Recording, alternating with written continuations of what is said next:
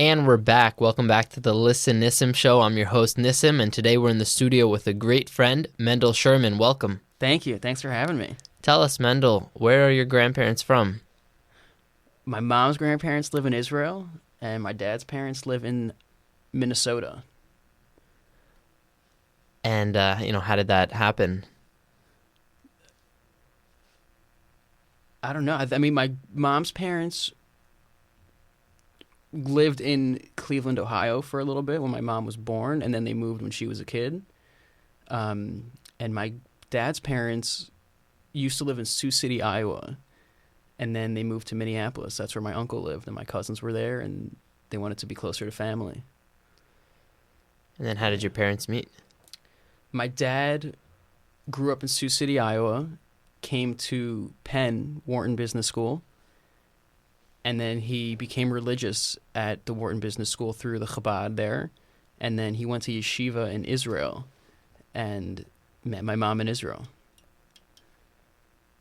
Where did they specifically meet, though? That I don't know. I think the rabbi in the yeshiva it was like set them up. Hey, you guys should go on a date. And, yeah. I think in Israel, it's a very, it's different than it is out here. Especially the Orthodox dating system. Can you describe that for us? So the Orthodox dating system is very much geared towards dating for marriage, with the specific intention of dating on marriage. You just talking about the future life goals, what kind of family you want to raise, what kind of, schools you want to send your kids to, just the background of, how you want to raise your Jewish home. So, yeah. What about you and your siblings? What's up with that? What about them? I have 8 siblings. Whoa. A lot of siblings. It's great. I'm the second oldest. Yeah, we're all different, but also similar. A lot of us are creative and like to be creative and use that creative side of our brain, I guess. My brother's a photographer and works in film. I do music. My younger 2 brothers also play music. So yeah, definitely been the creative side. I feel like has been a big part in our teenage years, or as we're getting older and growing and learning how to self-express and things like that. And how did you first get into music? I was always fascinated by music. One band that I was constantly listening to, and they were my favorite band, and probably one of the only bands I knew growing up, was the Baal Shem Tov Band. Who's that? Which is Rabbi Schmidt from Chabad at Penn in Philadelphia. This is his band. And they played all the local Hanukkah parties and Purim parties, and that's what I grew up as a little kid just listening to. Growing up in an Orthodox home, listening to only Jewish music and not being able to listen to secular music. So that was my music was very limited as a kid. Would you listen on CDs at the time? Tapes. Wow, what songs do you recall? I don't know offhand. They did a lot of classic Jewish melodies, but put their own funky twist to it. So they definitely were real groovy, upbeat. He's Rabbi Schmidt, who's the front man, is an incredible guitar player. Shreds, the Jewish Jimi Hendrix. Yeah, what's up with that? What's his story? I don't know his. He's so good. He's so good. Have you seen him play? Have you ever watched the Baal Shem Tov Band play? Yeah, actually, in a minute, I'll pull up a song that they did. Nice. Okay. For Sukkot. How could we describe the holiday of Sukkot to our listeners? Oh, Sukkot it's an 8-day holiday, and it's in remembrance. A lot of it is to remember of what the Jews had gone through, leaving the desert, leaving Egypt, They stayed in these huts in the desert. So we have these outdoor huts on Sukkot to symbolize that. It's a very festive holiday. It's a, happy, positive 8 days.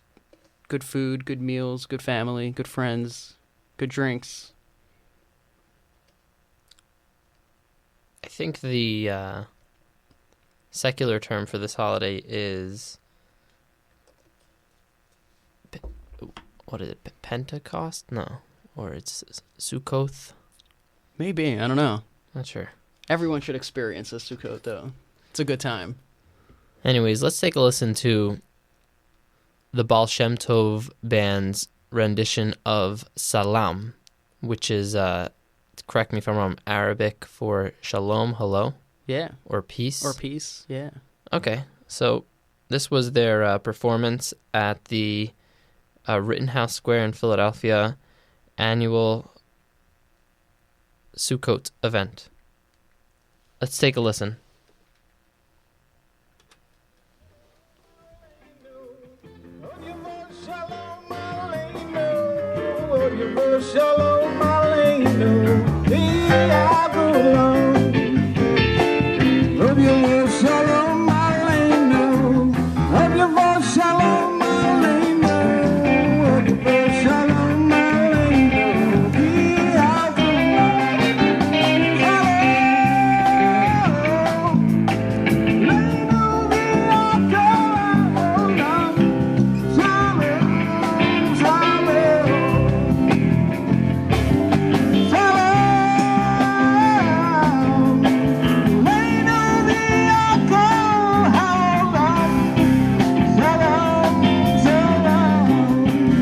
So you can, I could definitely hear the funk in this rendition. And yeah. What do you think about, creating renditions of these traditional songs?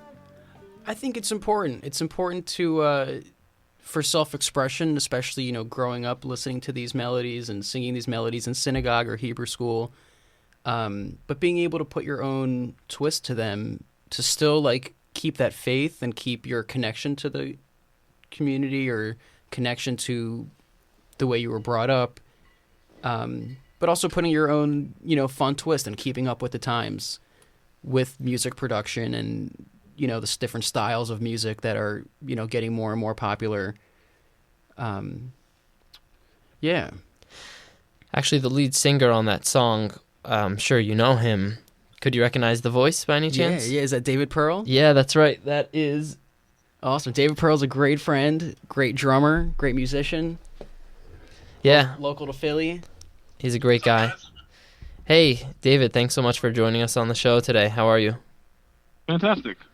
Yeah, well, we're here in the studio with Mendel, and we're What's up, Dave? What's happening? Thank the Lord. Yeah, man. listening to your rendition of Salam. There you go. Yeah, we pulled up a nice video of you and the Baal Shem Tov band and we're discussing taking old Jewish melodies and putting our own unique twist to them to make it your own. Yeah, there's always something super fascinating about doing that and special about kind of I feel like the whole concept of making something, taking a foundational concept in Judaism and making something unique, in music from it is a very kind of progressive spiritual concept of bridging without, I'm getting super deep right now, I guess, but just kind of bridging the gap between the material and spiritual, which is what it's all about, and how people can do it in different ways. And music is a great way to do that. Very special way to do it. You sound like you just came out of a Kabbalah class, David. Something like that. Yeah, tell us more. I mean, yeah, it's, music is super powerful, and the voice is very powerful in terms of everything. It has the ability, it's a responsibility. It has the ability to communicate very strong, powerful messages to the world. And, if it's used in the right way, it can really make big changes. I mean, we see that even just on the surface, with people getting, changing the world through their political views, and people being able to speak out about things through music. It's just a more, nurturing way to reach out to people and affect the world. So I think that's what it's about. And, of course, having fun is important.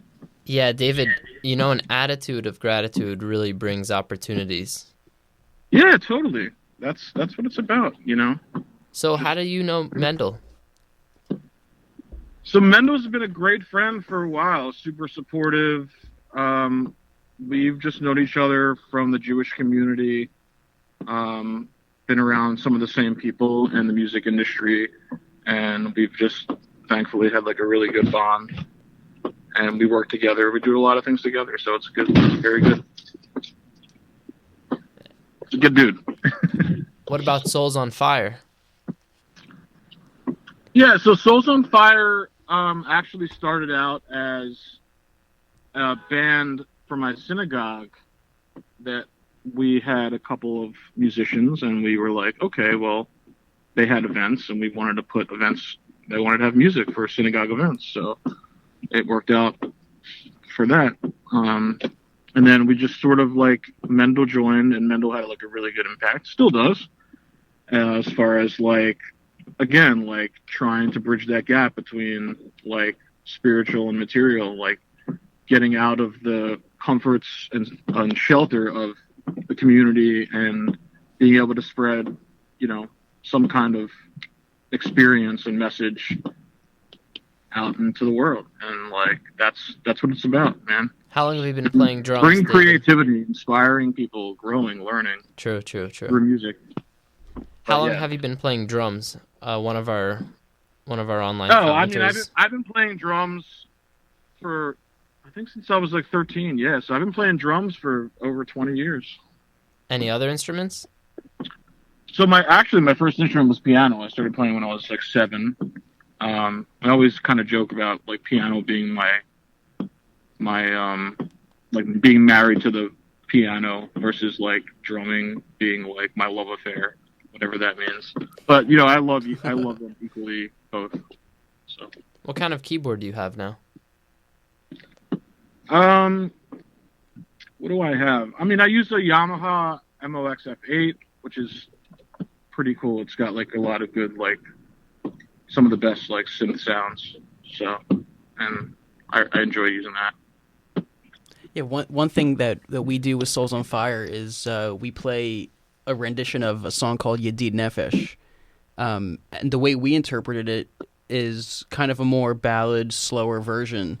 And what I thought was very cool with Jewtronics, with your song that you released, is you took that same melody and interpreted it in your way, in a much more EDM kind of way. So a lot of these songs that are within the community, these classic like Jewish melodies, the new way people are interpreting it and creating it in their own, genre is really cool to see. Can we find your rendition anywhere?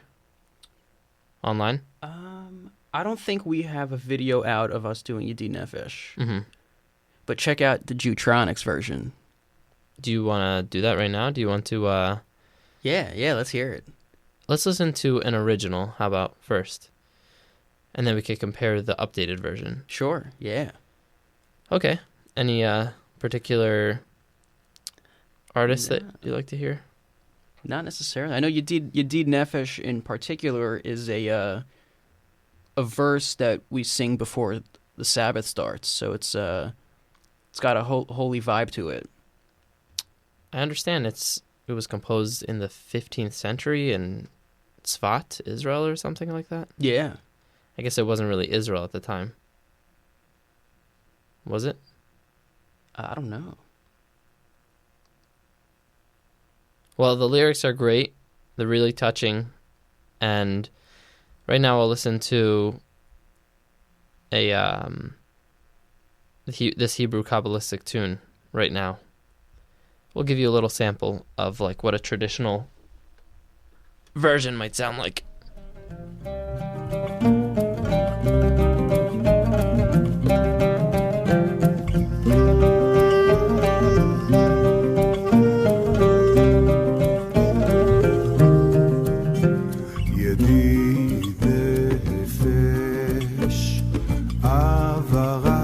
המן משוך עבדך אל רצונך ירוץ עבדך I'm gonna try to harmonize. ישתחווה אל מול הדרך יבלו ידידותיך מנוף צוף וכל טעם אדוני. Yeah, this is a beautiful poem that was composed a while ago. And you know what? It's a great way to enter the Sabbath on Friday evening. You know, sometimes the Sabbath begins late in the summer, 8 o'clock, or very early in the winter. What, early as? 4:30. Wow. Yeah. Because the Sabbath starts at sundown. Mm-hmm. So a lot of people will think, you know, Sabbath is just Saturday. But on the Jewish calendar, we go by the day starts by the night before. So we have Sabbath is from sundown until sundown, Friday evening until Saturday night.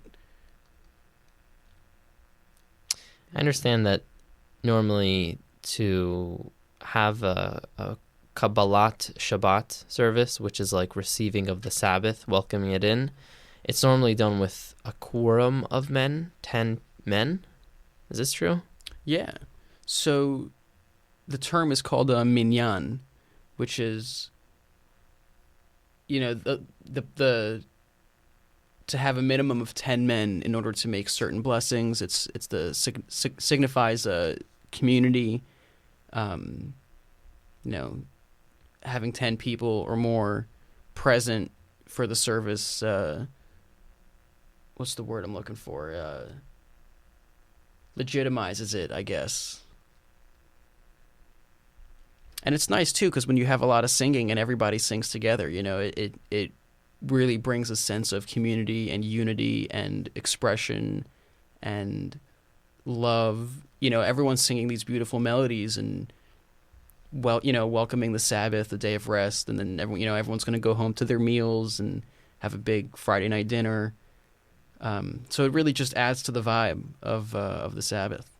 When I was on a Mayor Shabbaton in Far Rockaway at the White Shul, I think Eitan Katz, a well-known Jewish singer, Sure, yeah, he's great, was leading, and that was one of the most intentional services I had. It was, you know, if not everyone, most of the people were really concentrating on the love and the words of the service, and you could feel that energy, and it's like a communal meditation. Yeah. I think he's from Israel, right, if I believe? Him, yes, I think, and his brother Shlomo Katz. Right. Both great musicians. So let's take a listen to Jutronics' rendition of Yedid Nefesh right now. Let's do it.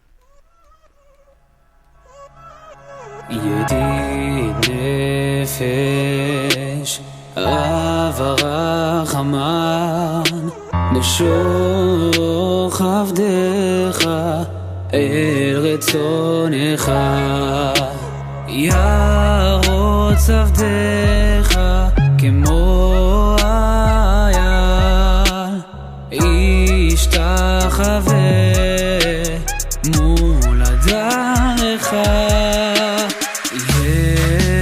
ירב לו ידידותיך נוף צוף וכל טעם אדוני זיו העולם נפשי חולה. There's a really beautiful rendition by Jutronics. You can see the full video with the transliteration, and Hebrew words with vowels, and actually the piano fingering and guitar chords on the same page if you like to follow along on YouTube under Jutronics' YouTube channel. It's Jutronics, Jewtronix.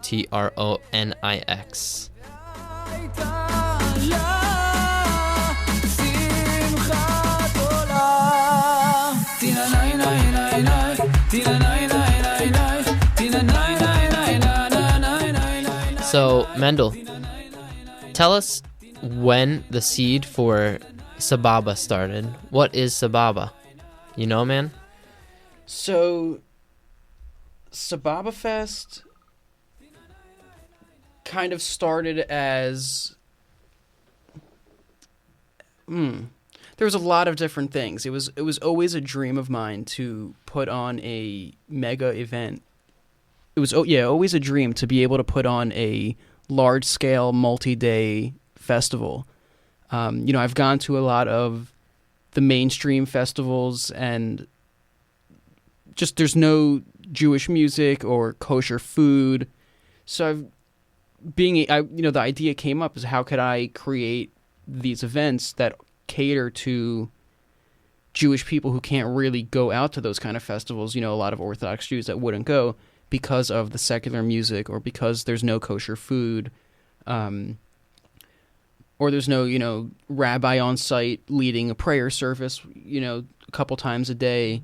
So being able to put that together, and, that was how Sababa Fest started.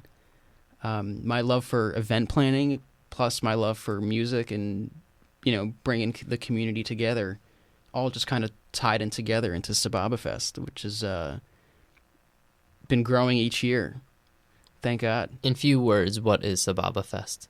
Sababa Fest is an all-inclusive, exclusive 4-day Jewish music festival. What makes it exclusive? So...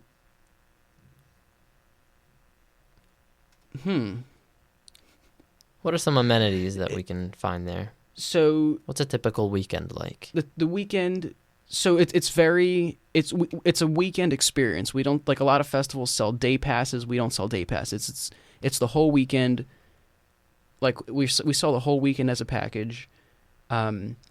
We have cabins on our grounds, with air conditioning and heating. We have heated pools with a water slide. We have a huge lake with kayaking and boating, sports fields, football fields. We have a Tough Mudder course on site.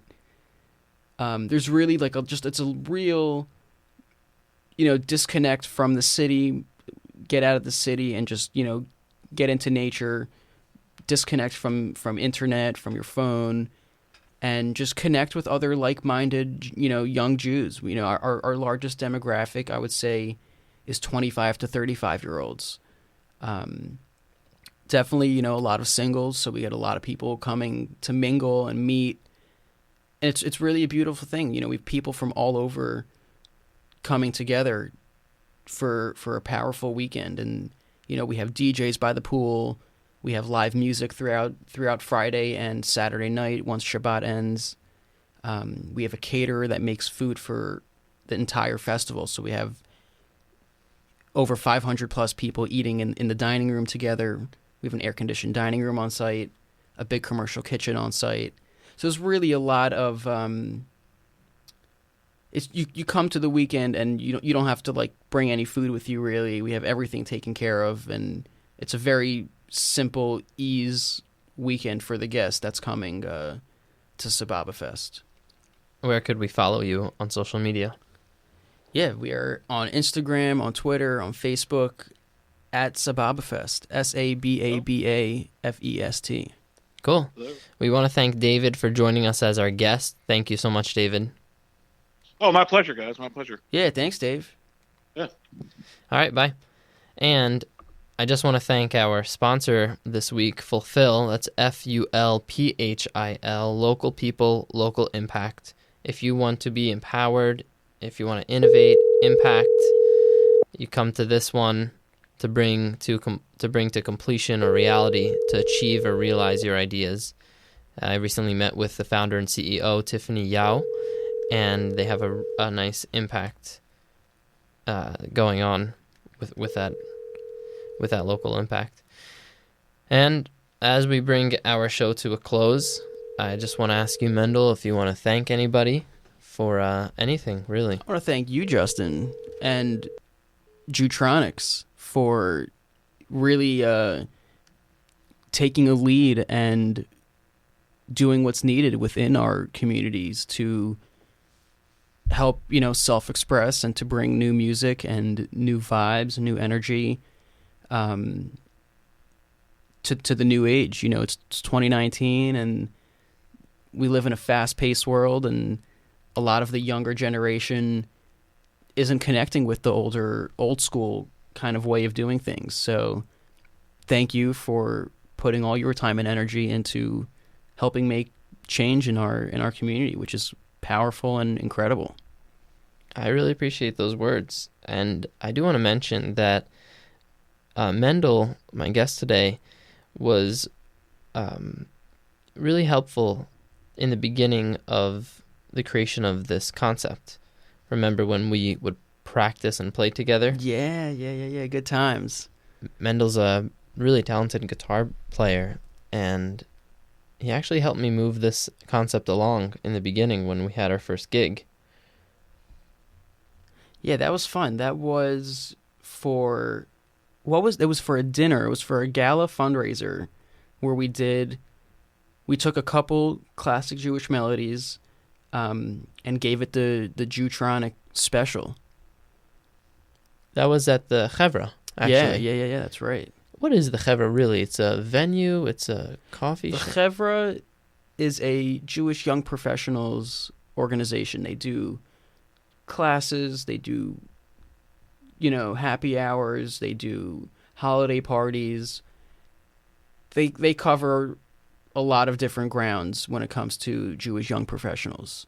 Shabbat meals, holiday parties, and they also incorporate a lot of music into their what they're trying to promote. It's Jewish arts and culture, arts and music, and we've had some incredible bands come through the Chevra as well. Moshav Band, Soul Farm, Zusha. We definitely trying to showcase a lot of the Jewish bands and help push it in front of the younger community. Who's in charge of the Chevra now? So it's a few people. There's John Earlbaum, there's Leon, there's Aryeh Shalom. That's the core team, I believe. I'm sure there's obviously more, but those are the, I believe, the top core of who I know. And everyone plays their role. I've worked closely with Aryeh Shalom over the past couple years in terms of like logistics and operations for a lot of the musical acts. Booking some of the bands, getting them to come tour through Philly. It's been exciting. It's definitely been exciting, and the Philadelphia Jewish community, the Philadelphia Jewish music community has grown tremendously in the past couple years. I know there's a rabbi at UArts, Rabbi Daniel Grunitzky. He's also trying to bring in the arts and the music culture to the young Jewish community as well. He plays music, he has a band, and there's definitely a lot of people nowadays more than before really pushing the arts, which is beautiful. Yeah, I could really thank Rabbi Grunitzky for all his dedication and pushing Jewtronics when it was just in the beginning concepts and phases. That's awesome. Yeah, he's a great dude. His story too is fascinating. He's now a fully Chabad rabbi, and I think the first time he ever put on tefillin was at a Fish concert. He was like a hippie following Fish, and then I guess a rabbi on Fish Lot, came over to him and asked, if he wanted to wrap tefillin, and that's what kind of started his journey towards Judaism and finding his, following his heritage and learning more about that. Yeah. And now he's inspiring others. He's, passing on the light. And are you at Ardmore? Yeah, so I work at a venue called the Ardmore Music Hall. It's a concert venue right outside of Philadelphia. It's in Ardmore. We have lots of cool music coming through, lots of different genres. Yeah, it's been a great learning experience to be able to work there and kind of, learn industry standard while I work on my own festival and my own musical journey. Yeah. So to wrap up, we'll first hear a short Devar Torah from a great chavrusa of mine, Shmuley Silver. Shmuley, thanks for joining us.